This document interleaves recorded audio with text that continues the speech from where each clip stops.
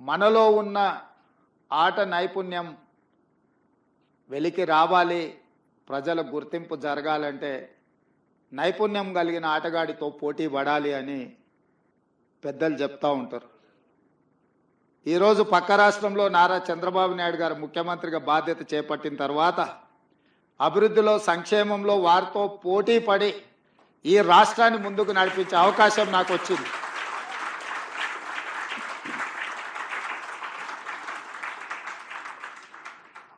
గతంలో 12 గంటలు పనిచేస్తే సరిపోతుంది, అంతకు మించి అవసరం లేదు అనుకునేవాడిని.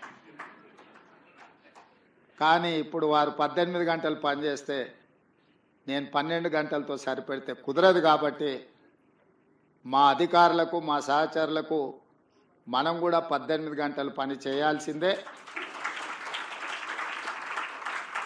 అభివృద్ధి విషయంలో, సంక్షేమం విషయంలో పోటీపడి ఈ 2 తెలుగు రాష్ట్రాలు ప్రపంచానికే ఒక రోల్ మోడల్గా నిలబడాలి అని నేను భావిస్తున్నాను.